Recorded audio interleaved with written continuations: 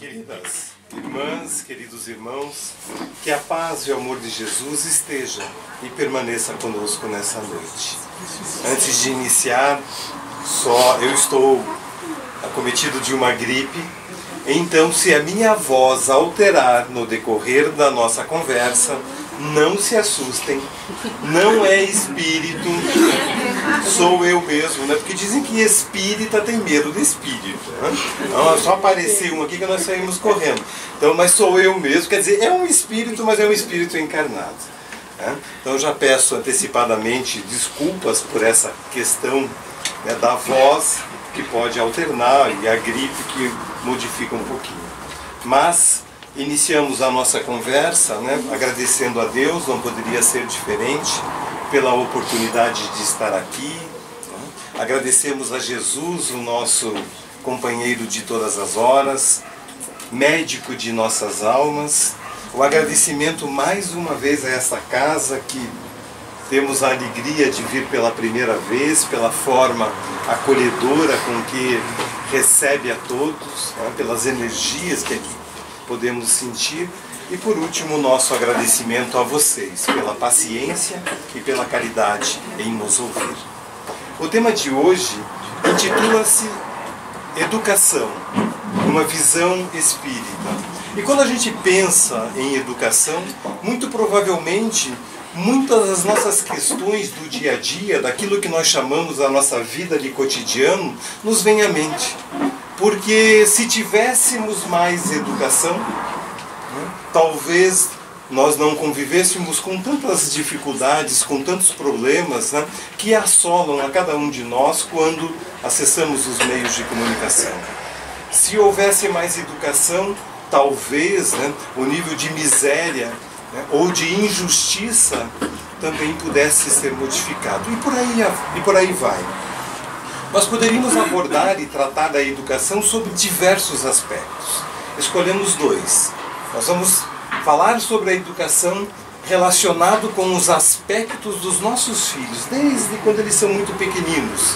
E depois nós vamos falar sobre a educação do ponto de vista de nós mesmos.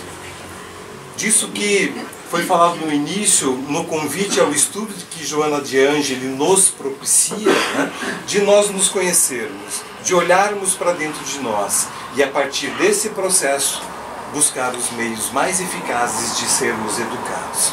Esta fala de hoje é uma singela homenagem que fazemos a Raul José Teixeira, mestre em educação, orador, conferencista espírita, nacional e internacional, que se encontra afastado temporariamente, né, já voltou a fazer palestra, fez uma palestra nos Estados Unidos a questão de uns 4 ou 5 meses atrás, se não me falha a memória, mas ainda com muita dificuldade porque ele, né, acabou fazendo um AVC e isso afeta um pouquinho ainda a sua capacidade de fala. Então nós homenageamos Raul Teixeira, muito do que aqui vamos falar encontram-se nas suas obras.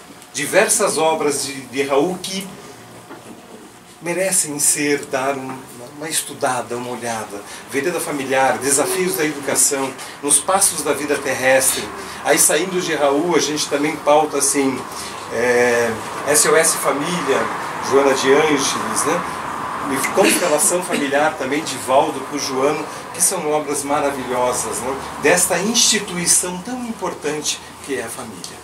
Bem, nós vamos iniciar então a primeira parte da nossa conversa na pergunta 914, dá para ouvir aí atrás? Tá bom? 914 do Livro dos Espíritos, quando Kardec questiona os imortais, fundando-se o egoísmo no sentimento do interesse pessoal, bem difícil parece extirpá-lo inteiramente do coração humano. Chegar-se-á a consegui-lo? Chegará o dia em que nós deixaremos de pensar em nós em primeiro lugar, em nós em segundo lugar, em nós em terceiro, em quarto, em quinto? Porque algumas vezes nós podemos dizer assim, mas eu não sou assim. Ah, eu penso no meu filho, eu penso no meu marido, na minha esposa. Será que a gente, quando pensa no nosso filho, a gente não está pensando em nós em primeiro lugar? Porque algumas vezes, né, nós queremos que eles façam ou que eles sigam determinados caminhos, né, porque nós não queremos sofrer. Essa é uma reflexão bastante importante acerca, né, desse sentimento que assola, né, e que Kardec nos traz como um dos males, os grandes males da humanidade, que é as chagas da humanidade, que é o egoísmo, que é o orgulho. Então aqui Kardec, nessa 414, pergunta se chegará um dia em que o egoísmo deixará de, né, existir nos corações humanos. E os imortais respondem que, à medida que os homens se instruem acerca das coisas espirituais, menos valor dão às coisas materiais. Depois, necessário é que se reformem as instituições humanas. Isso depende da educação. Os grifos são nossos. Antes de nós entrarmos no aspecto da educação, uma pequena reflexão acerca do que os imortais nos oferecem aqui, quando eles dizem assim: à medida em que os homens se instruem acerca das coisas espirituais, menos valor dão às coisas materiais. O que eles estão dizendo aqui para nós não é essa nossa relação com a nossa casa, com o nosso carro, com uma roupa, com um relógio. Não é essa relação material. É a nossa relação material no aspecto, na importância ou naquilo que nós consideramos a nossa vida enquanto encarnados. Nas relações que nós estabelecemos, né, com os nossos interesses e que nos movem. Porque pode parecer até uma certa... fugiu a palavra? Mas eu já vou lembrar, né? Assim, uma incoerência, mas nós espíritas sabemos da reencarnação, certo? Nós já sabemos de que muitas existências do passado, do pretérito, e de muitas outras virão pela frente. Porém, nós vivemos essa como se fosse a última. Ou a única. Porque nós queremos resolver todos os nossos problemas aqui e agora. Nós não queremos passar por aflições, por dores. Nós queremos ser felizes hoje. Né? O que guarda uma certa incongruência com os próprios ensinamentos da doutrina, onde nós somos, né, seres em evolução. Então, essa questão da vida material, esse apego às questões da matéria, é que os espíritos estão nos dizendo. Quando nós deixarmos essas questões da matéria um pouco de lado e sermos mais espirituais, nós vamos dando passos importantes nesse aspecto de tirar o egoísmo de nossas vidas. Raul Teixeira nos diz que nós deveríamos ser mais nas nuvens, né, no sentido espiritual, e menos mundanos, né, no sentido de ser terrenos, pé no chão, né, pensando um pouquinho mais na verdadeira vida, aquilo que efetivamente pode trazer para nós amanhã, né, de conquistas e que ninguém nos tira. Aí no final os imortais falam que é necessário que se reformem as instituições humanas. As instituições aqui todas, né, mas principalmente a instituição família. Por isso que escolhemos, né, para falar da educação, sobre o aspecto da instituição família. Mas necessário é que se reformem as instituições governamentais, as instituições políticas, sociais, né, o nosso legislativo, o nosso judiciário e por aí afora. Nós vamos precisar passar por um processo de transformação muito grande para que efetivamente, né, a gente consiga extirpar o egoísmo. E por isso nós passamos pela educação. E o que é educação? O que é educar? Quando nós vamos buscar lá na etimologia, né, da palavra educar, né, ela tem origem no latim, que vem do ex e depois do educare. Ex ou e, que significa fora, para fora. E o ducare, que significa conduzir, levar. Então, fazendo uma interpretação do sentido da palavra educar, significa extrair, tirar de dentro para fora. Como no ex e no e, o ejetar, o explodir, que significa que eu estou tirando alguma coisa de dentro. E aí nós vamos começar a ter alguns pequenos, né, talvez conflitos, porque o nosso conceito de educar muitas vezes é o contrário, é colocar coisas. Tanto que algumas vezes nós olhamos para os nossos filhos, principalmente os nossos filhos, a minha filha está sentada ali, né? E eles dizem assim, olha, se eu pudesse, eu abria a cabeça dessa menina e enfiava um monte de coisa lá. Então a gente tem esse conceito de educar, de colocar coisas. Mas, lá na origem da palavra, educar significa extrair de dentro para fora. O instruir também vem do latim instruere. Instruere significa o in para dentro e o instruere ajuntar, amontoar.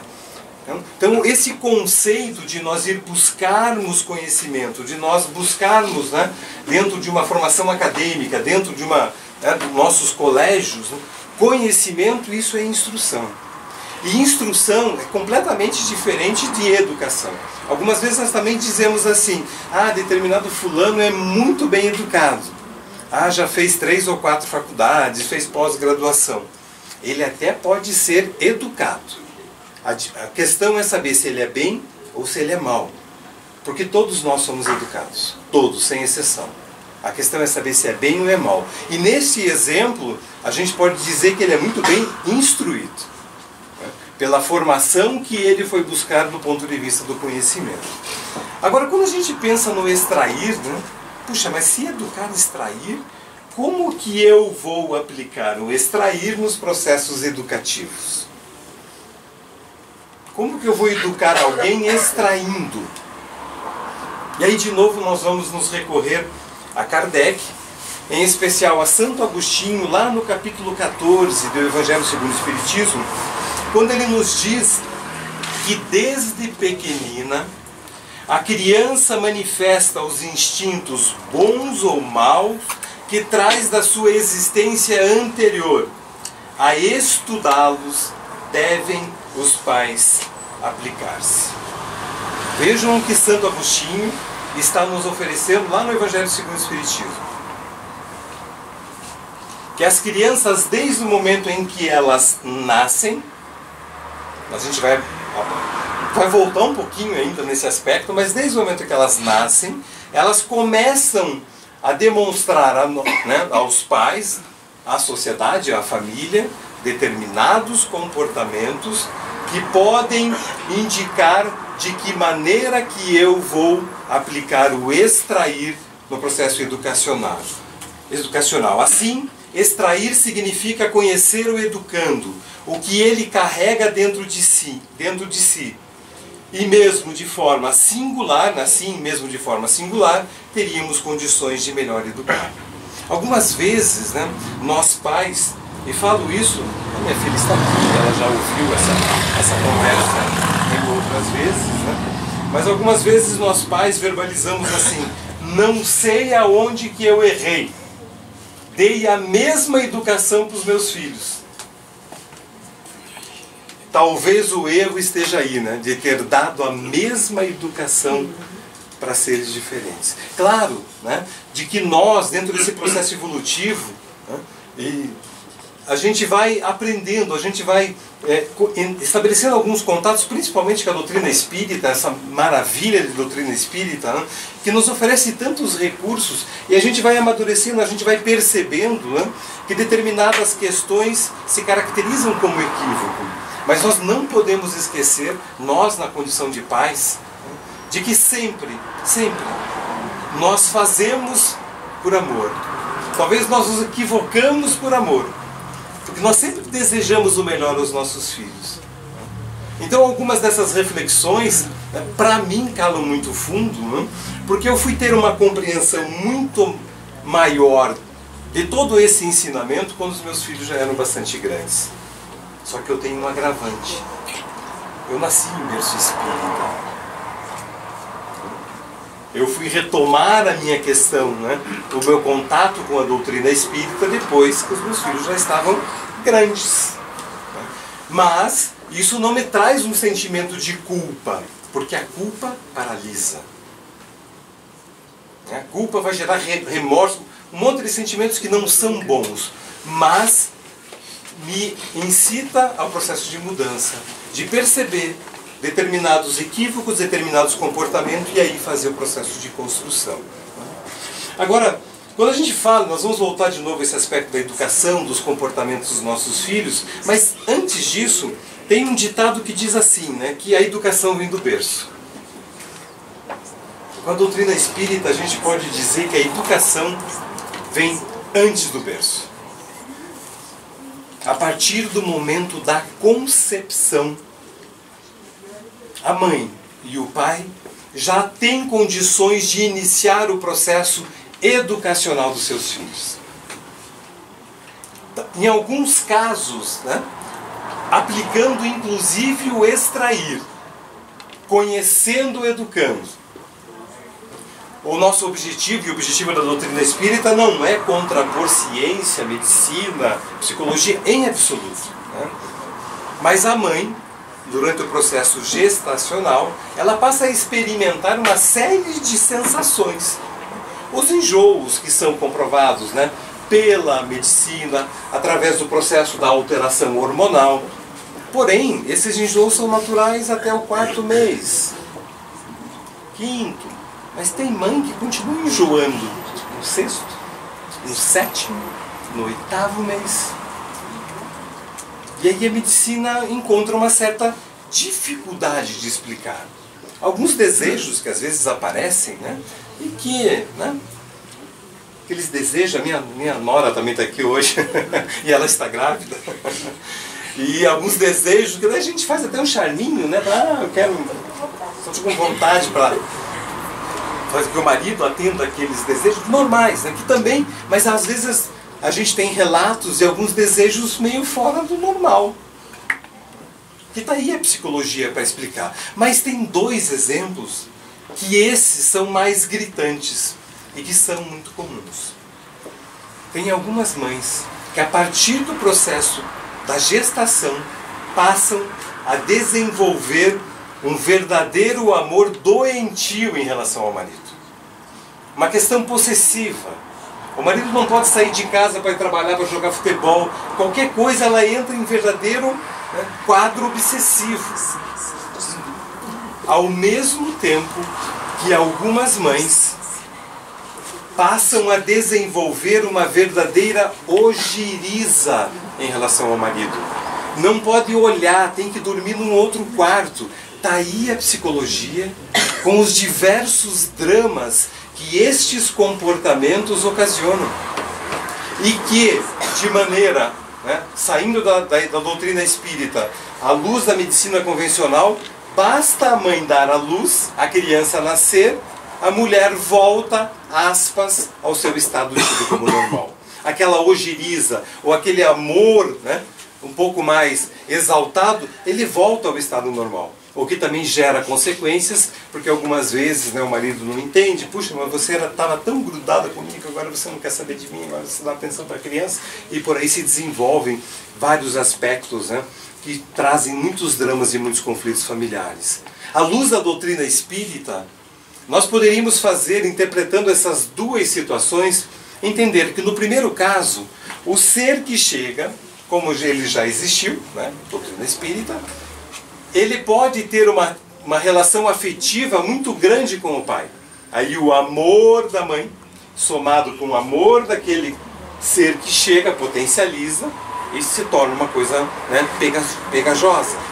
Da mesma forma que o ser que chega pode ter uma coisa atravessada com o pai. Tanto que Raul Teixeira diz que a gestação é o maior transe que existe, né? Transe mediúnico que existe na humanidade.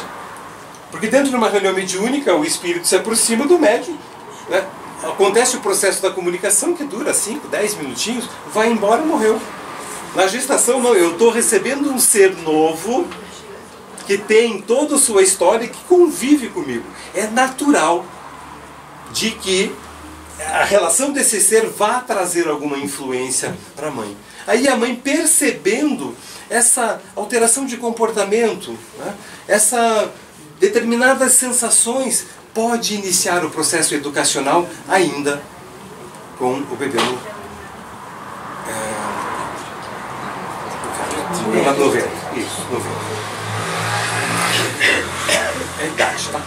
A gente vai ficando vovô, a gente vai ficando já como é. Então, já pode iniciar o processo, conversando. No segundo exemplo, né, de haver uma relação não tão positiva assim, de gerar uma algeriza, alguma coisa em relação ao marido, o pai e a mãe de conversar com a criança. Fala, olha, nós não sabemos, e pouco importa saber, o que aconteceu no passado. Mas papai e mamãe estão aqui, esperando você com muito amor. E tenha certeza de que você sempre vai contar com papai e com mamãe para te ajudar. Para nessa nova caminhada que se inicia, que daqui a pouquinho você vai estar em nossos braços. Então pode confiar muito em nós. E estabelecer essa relação de conversar, né, sempre com aquele ser que está chegando, no sentido de dar a ele, né, toda a segurança necessária, né, que um pai e uma mãe normalmente dão aos seus filhos. Esse processo de conversar com as crianças, né, é extremamente importante, inclusive após o nascimento deles. E principalmente quando eles estão dormindo. A criança, quando foi colocada no berço, está dormindo, se aproxima, conversa. Filhinho, filhinha, papai te ama tanto, mamãe te ama tanto. Olha, conta comigo sempre. Sempre. Eu posso cometer um equívoco daí de lá, mas eu sempre vou estar com você. Isso é extremamente importante nesse processo educacional dos nossos pequeninos. Após o nascimento, porém, devemos continuar observando os seus comportamentos, delineando assim a melhor maneira de educar. Algumas crianças, quando nós trazemos aos nossos braços, né, parece que elas se aninham em nós, que se encaixam. É aquela sensação gostosa, prazerosa, que você não quer largar aquela criança. Outras, quando nós trazemos para perto de nós, pegam o óculos, jogam na parede, dão um beliscão, tapa, mordem. Algumas crianças, Deus o livre, se o irmãozinho ou a irmãzinha chegar perto do brinquedo dela. É a quarta, terceira guerra mundial. Outras crianças, parece que aquilo que são delas, não são delas. Porque algumas vezes nós damos um brinquedo, tem alguma coisa, daqui a pouquinho ela não está nem aí, já deu para um coleguinha, né, já emprestou para alguém. Algumas crianças saem na rua e veem um passarinho, uma pomba, um cachorro, e saem dando chute. Pegam o gato pelo rabo, rodam, jogam na parede. Outras crianças veem uma formiguinha no chão, ou uma abelha que está ali, pegam a caixinha de fósforo, levam, dão para a mãe guardar, querem salvar a vida desses insetos. Vocês percebem o que Santo Agostinho está querendo nos dizer? Que compete aos pais observar os seus filhos desde pequeninos, para daí sim aplicar a educação que seja adequada a cada um deles, porque eu não posso educar um filho que seja egoísta, que não divide os seus brinquedos da mesma maneira com um filho que é altruísta, que é o contrário. A educação tem que ser diferenciada. Eu vou ter que buscar os meios, né, de, ao invés de nós, né, infelizmente, muitas vezes, quando nós estamos diante de uma criança muito pequenina, quando ela tem um comportamento agressivo, né, quando ela belisca, quando ela bate, quando ela joga o óculos na parede, nós pais, e nos perdoem a generalização, mas nós pais damos risada, nós nos divertimos. Às vezes a gente chega assim, quer ver como meu filho adora um óculos? Aí traz perto, só para ele grudar no óculos e jogar na parede. Nós perdemos a oportunidade de aplicar um processo educacional com o sentido de, né, combater aquelas más tendências. Doutrina espírita vai nos ensinar que dos 0 aos 7 anos, e isso também hoje, né, a pedagogia moderna já também traz conceitos, né, de que o processo educacional dos 0 aos 7 anos são determinantes na formação de caráter, para corrigir ou para amenizar determinados aspectos. assim como dos 7 aos 14 anos, também é extremamente importante. É sobre isso que Santo Agostinho se refere, né? É esses cuidados que nós precisamos estar atentos com os nossos filhos para que aí eu possa educar da maneira adequada. Porque, de novo, não dá para a gente dar uma mesma educação para seres que são completamente diferentes. Não dá, né? Aí nós vamos cometer alguns equívocos. Esse processo educacional do extrair, esse pensamento do extrair, né? Ele também está presente em muitos desses mestres de educação, o que hoje que não tem nada a ver com doutrina espírita, o que só corrobora com esse pensamento, com tudo aquilo que Santo Agostinho nos oferece, né, no sentido de nós conduzirmos aqueles que estão próximos de nós. E aí Kardec, lá no comentário, na resposta à pergunta 684, na A, ele vem nos dizendo que há, contudo, um elemento que não se costuma fazer pesar na balança e sem o qual a ciência econômica não passa de simples teoria. Esse elemento é a educação. Não a educação intelectual, mas a educação moral. Qual é a melhor maneira, ou talvez a única, de nós educarmos moralmente os nossos filhos? O exemplo. E aí me permitam compartilhar de uma história que envolve a educação dos meus filhos, do meu filho em particular.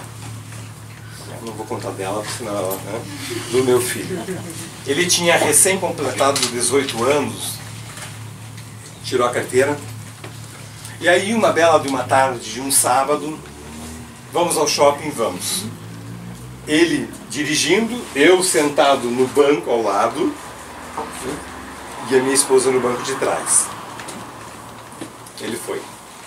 Aquele tempo, né, já produto de algumas questões, né, até de você buscar um pouco mais de entendimento e conhecimento, trazido pela própria doutrina espírita, mas através até de muita terapia, né, terapia de paz, né, eu já tinha entendido e aprendido de que toda ação tem uma reação. Doutrina espírita. Mas principalmente na educação de jovens, 18 anos, toda vez em que ele faz alguma coisa, saiu do normal, se você reagir na mesma altura, deu problema. Então naquele tempo eu já conseguia ficar em silêncio. Via tudo que acontecia, né, por dentro, mas deixava para falar no dia seguinte. E o interessante é que no dia seguinte, determinadas questões já não eram tão importantes. Já passavam, porque olha, não vai alterar em nada. No dia seguinte, algumas vezes se percebia de que foi, puxa vida, mas eu também já fiz isso. Talvez foi levado por uma outra, né, por uma outra situação. Então a gente reformula. Aquela história de contar até 10 é muito verdadeira. Mas nesse dia, eu estava literalmente grudado no banco. Porque eu não sei como é que ele chegou naquele shopping. Né? Subindo aquelas curvinhas, né? Continua dirigindo meio assim, né? Meio louquinho. Ó, a esposa dele. Eu grudado no banco. Ele parou o carro, estacionou. Claro, 18 anos, não ia sair, né, com o papai no shopping. Já saiu correndo. E eu cheguei até a minha esposa, branco. Olhei para ela, né? Falei, você viu? Ela... Você viu o quê? Você não viu o jeito que ele estava dirigindo? Olhem a resposta dela. Saiba que eu prefiro andar com ele do que andar com você. Educação moral. A partir daquele dia, nunca mais eu costurei como eu costurava dirigindo. A partir daquele dia, nunca mais, né, eu andava nas estradas acima dos limites de velocidade. E nunca mais eu dirigi uma palavra para o meu filho dizendo que ele tem cuidado no trânsito. Porque eu não tinha, e não hoje, né, com o passar do tempo, posso ter construído, mas eu não tinha moral de cobrar um comportamento dele que eu não fazia. E esse processo de educação moral, ele é extremamente importante na construção, de novo, de caráter dos nossos filhos. E nós vamos cometendo inúmeros equívocos com isso. Porque daí nós estamos no trânsito, tem ali um retorno que é proibido, aí nós dizemos assim, ah, tem guarda, não tem, eu posso fazer. E a criança está no banco de trás. Ah, quer dizer que quando não tem ninguém vendo, eu posso fazer. E por aí vai. Quantos exemplos nós poderíamos dar de comportamentos, né, que algumas vezes nós pais, no sentido autoritário, e me perdoem de novo a generalização, nós dizemos assim, ah, mas eu sou adulto, eu sei o que eu estou fazendo, você não sabe. Obedeça. Educação moral. Educação moral. É sobre isso que Kardec está se referenciando aqui. Daí a importância de, desde muito cedo, compreendendo e entendendo os nossos filhos, darmos a educação que eles precisam e não que eu quero dar, ajudando-os no combate das suas más tendências. Se ele demonstrou um comportamento diferente, eu preciso educá-lo para ajudá-lo no combate daquelas tendências. Os filhos desafiam os pais todos os instantes. Verdade ou mentira? Verdade, verdadeiro. Os pais não podem ser mais ingênuos que os filhos. E como nós somos ingênuos, me perdoem, como nós somos ingênuos. Quando os pais confiam demais nos filhos, a educação perde. Ah, minha filhinha querida, eu confio, eu sei que ela vai. A gente não está falando, né, de expor os nossos filhos e fazer eles pagarem mico. Não, ou ficar aquele controle doentio. Mas nós podemos ter algumas atitudes, né? Alguns de nós vão lembrar aqui que é sinônimo de liberdade para nós na juventude é quando a gente ganhava a chave da casa. Opa, agora eu posso sair e volto a hora que eu quero. Então o pai e a mãe, num exemplo como esse, podem dar a chave para o filho, mas tem um dia que você vai lá e deixa o trinco fechado ou deixa a chave virada. Ele vai chegar 2 horas da manhã, vai ter que tocar a campainha, e a gente vai chegar, filhinho do querido, vem cá, que bom que você chegou. Cheira. E cheira. Respira bem fundo. Respira fundo. Sabe? Não precisa dar lição de moral naquela hora, porque isso não vai adiantar, só vai criar mais problema. Né? Ah, se ela vai dormir na casa do amiguinho, ou ele vai na casa do amiguinho, vai, tranquilo. Passa um pouquinho, liga, filhinha, olha, deixa eu falar com a mãe da tua amiguinha. Mas por que, pai? Não, deixa eu falar com ela, que ela faz um bolo de fubá maravilhoso. Eu queria a receita do bolo de fubá. Então percebem, né? Essa questão de nós confiarmos, desconfiamos, isso não é uma questão de descrença em relação ao filho. É simplesmente uma relação de cuidado. Porque nós já fomos jovens. E dependendo das nossas tendências, nós podemos seguir este ou aquele caminho. Toda vez que os pais se descontrolam, os filhos vencem. Eu estou me vendo, com os meus 7, 8 anos de idade, me jogando no chão e querendo doce. Fazia isso com a minha mãe, né? Porque o meu pai voava na parede naquela época. Né? E aí algumas vezes, né, se ficava ali, mãe, eu quero um doce, mãe, eu quero um doce, mãe, eu quero um doce. Chegava na 1000ª vez, a mãe, coitada, desesperada, quase arrancando os cabelos, pelo amor de Deus. Come esse doce e suma daqui, me dê paz. Ela pode ganhar paz por alguns instantes e perder por resto da vida. Porque eles aprendem como é que eles conseguem as coisas de nós. A chantagem. São muito perspicazes. Assim nós precisamos educar os nossos filhos para a liberdade. Incentivar a autonomia deles, outro processo educacional bastante complicado, porque nós dizemos amar muito os nossos filhos, né?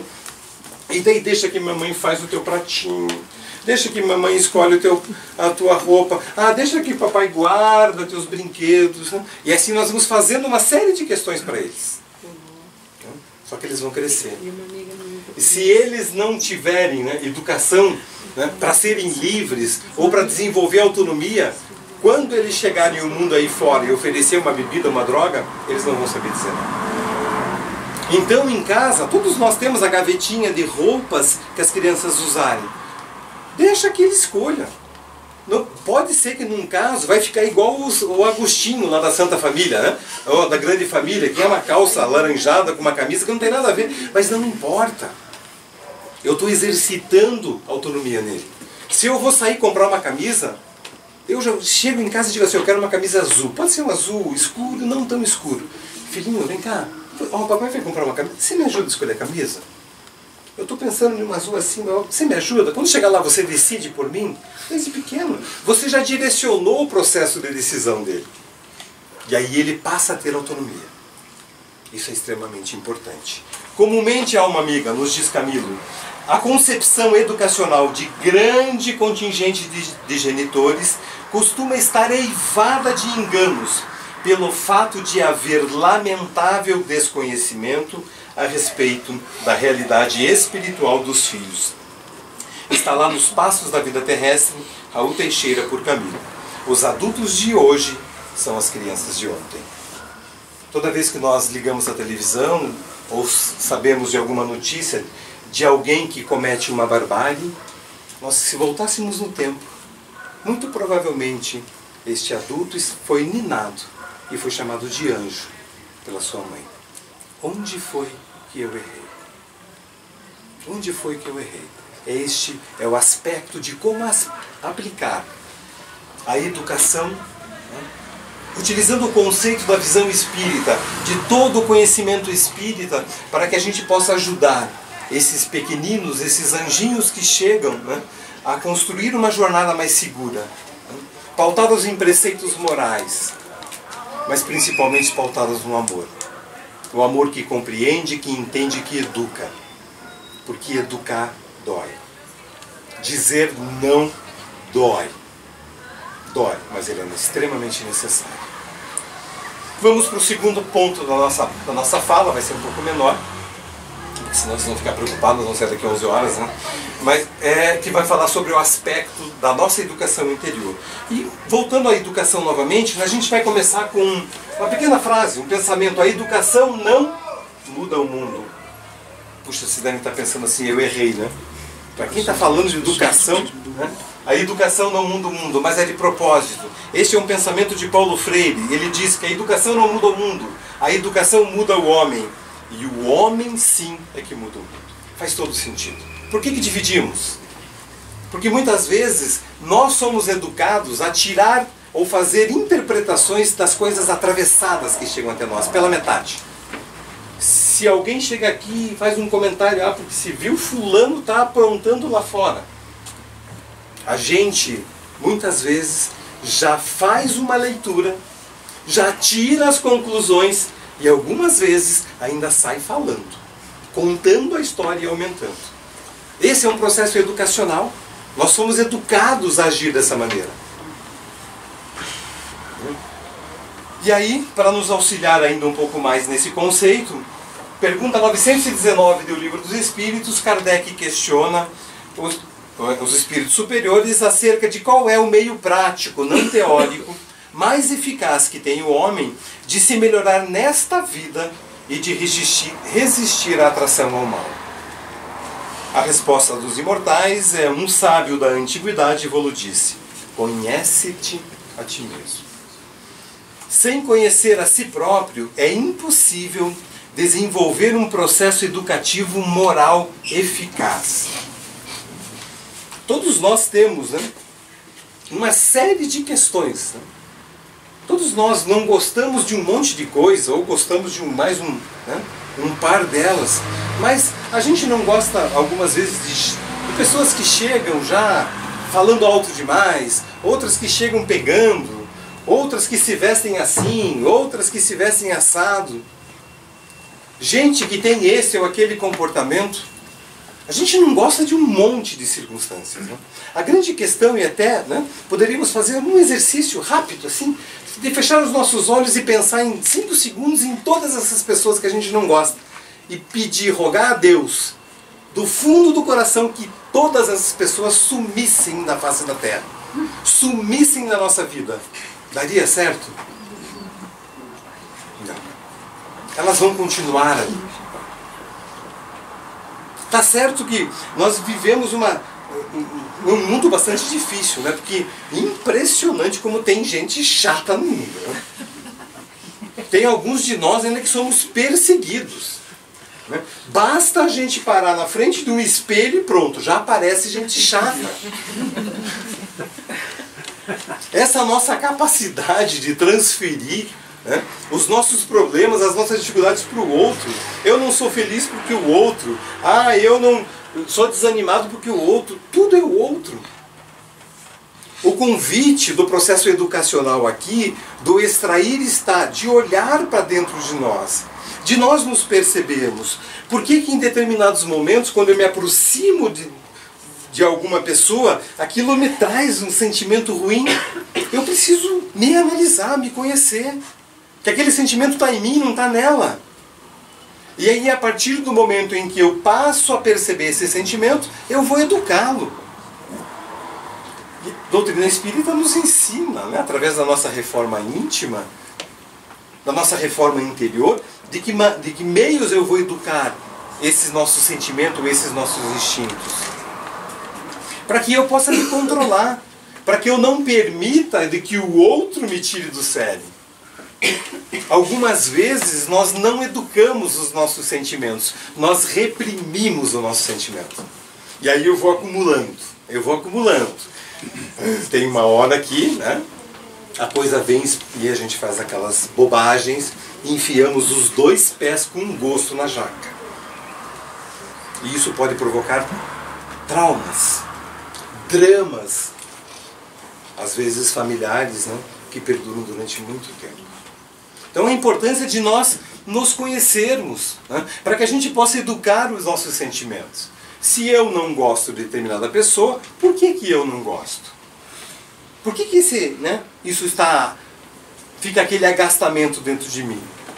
A doutrina espírita vai nos ajudar, né? Porque daí eu vou perceber que talvez aquele ser que está ali do meu lado, que se apresenta como marido, como esposa, como filho, como pai, como mãe, é alguém que eu tenha, ou possa ter tido alguma relação no passado, né? Uma relação não tão acertada assim, e agora, né, pela bênção da reencarnação, eu cruzo de novo o caminho.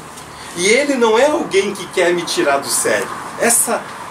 A doutrina espírita nos oferece isso, a possibilidade de nós mudarmos o óculos com que nós enxergamos os nossos problemas. Não é alguém que quer me prejudicar, não é alguém que quer puxar meu tapete, não é alguém que é traidor, é alguém que está aparecendo na minha frente para me servir de instrumento de melhora, de reforma interior, de aprendizado.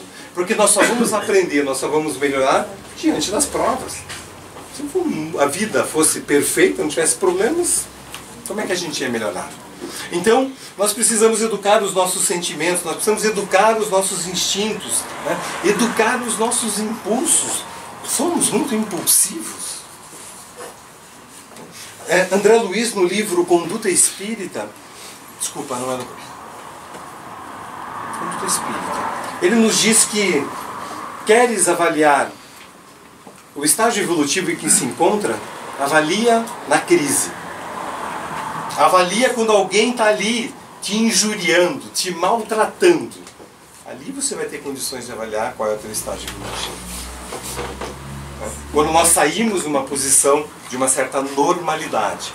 Quer avaliar o estágio, né, evolutivo? Vai no trânsito, deixa alguém te cruzar o caminho lá, te fechar. E aí como que nós estamos reagindo? Na primeira vez eu vou reagir mal, vai dar vontade de xingar, eu vou buzinar.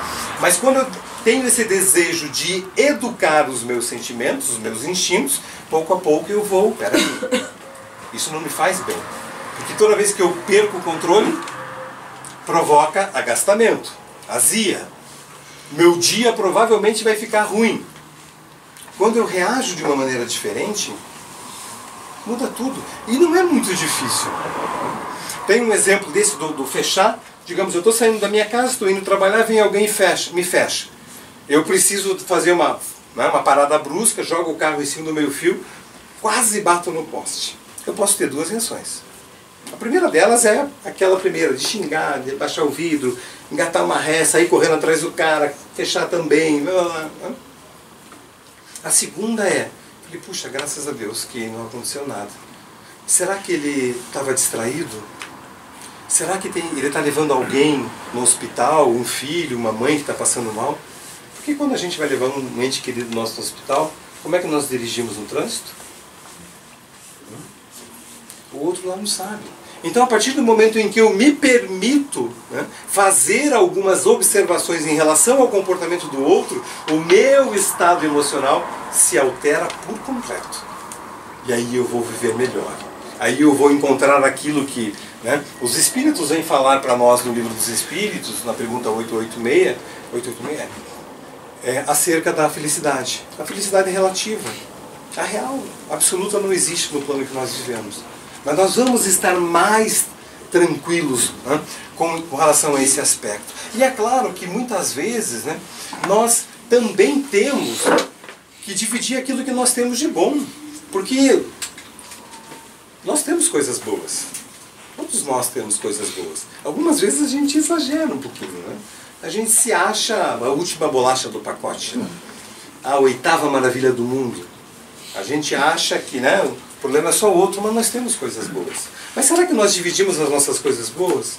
Por exemplo, nós estamos aqui, todos nós, né, em busca de conhecimento, em busca de algumas reflexões que possam ser aplicadas na nossa vida, né? Algumas vezes sim, outras não. Isso não faz sentido para mim, joga fora.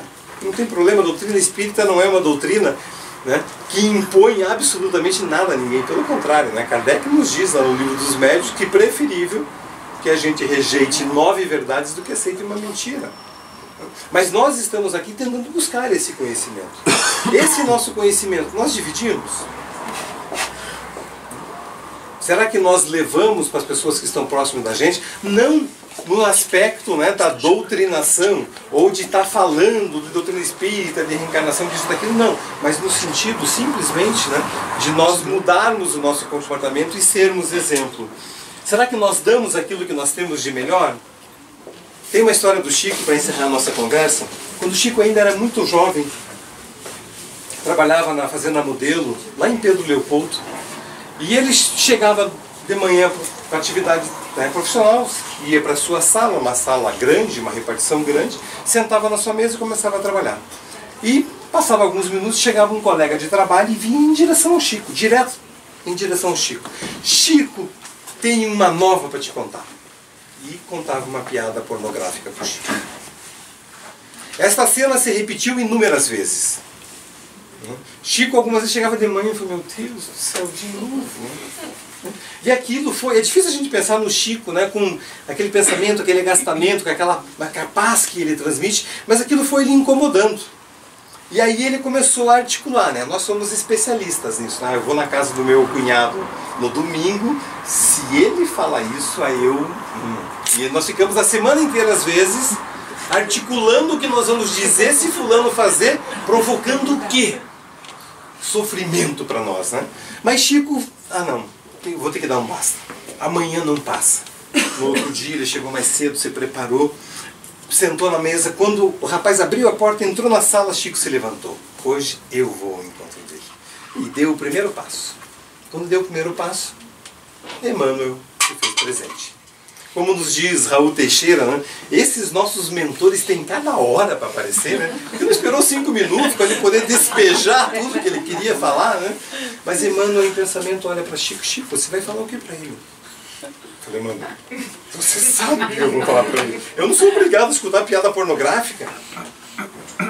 Emmanuel olha para ele e fala, mas Chico, ele gosta de você. Imagine se não gostasse, né? Gostando, ele está me contando piada pornográfica. Se não gostasse, o que ele ia fazer? Eu falei, Chico, irmão, Chico, ele é teu amigo. Você é o melhor amigo dele. Não, irmão, você viajou na maionese. Chico, ele está te dando o que ele tem de melhor. Quem é a primeira pessoa que ele procura quando chega na repartição? Você. Quem é a primeira pessoa que ele conta as piadas novas que ele aprendeu? Você. Ele está dando o que ele tem de melhor. E você, Chico? Quantas vezes deu o teu melhor para ele? Na fala de Raul, né? Emmanuel era danado. Chico, para, volta, senta na cadeira, o rapaz chega, conta a piada, Chico cai na gargalhada, mas sorri como nunca tinha sorrido antes. E o rapaz se empolga, eu sabia, Chico, que você ia gostar, porque essa é boa mesmo. E ele sorri, né? Quando aquela cena está terminando, ele vai sair, o Chico olha para ele, só um minutinho, eu também tenho uma para te contar. Sério, Chico, me conta. Eu falei, então, você sabe que ontem, lá na sessão, na casa espírita, quando ele falou espírito, o rapaz branqueou, deu um passo para trás. Mas você sabe que nós fizemos o atendimento de um irmão, né, de um espírito, e ele nos contava exatamente a forma como eles conseguem manipular, né, diversos de nós do ponto de vista, né, da pornografia, do sexo, da bebida, do álcool e tantas outras coisas. Aquele rapaz, nas próximas 2 semanas, nunca mais veio contar uma piada para o Chico. Na 3ª semana, fora visto frequentando a casa espírita que Chico frequentava. E veio a se tornar mais tarde um dos principais alicerces de Chico em toda a sua história, nessa mediunidade maravilhosa que ele nos deixou. E nós? O nosso melhor. Porque nós sempre queremos o melhor do outro em relação a nós. Divaldo Pereira Franco diz, mas as pessoas não são gentis comigo. Não é o caso de nós sermos gentis com o outro. Não é isso que Jesus veio nos ensinar? Não é isso que ele veio nos deixar? Então, dentro desse contexto, né, desse processo educacional, de que todos nós estamos de alguma maneira vinculados, seja de nós mesmos, seja dos nossos pequeninos, na condição de filhos, na condição de netos, na condição de simples tutores quando estamos cuidando de crianças, né? Que possamos fazer a reflexão do nosso papel do ponto de vista da educação moral e da construção de um mundo que efetivamente possa oferecer a cada um de nós aquilo que nós almejamos, que é a felicidade. Sozinhos, dificilmente nós triunfaremos nessa caminhada, mas com Jesus, aquele que está sempre de braços abertos, aquele que não está preocupado com o que você fez ou deixou de fazer, ele sempre está ali, de braços abertos. A nossa estrada é mais tranquila, é mais segura, é mais suave. Agradeço a casa mais uma vez pelo convite e a vocês pela paciência e pela caridade de nos ouvir.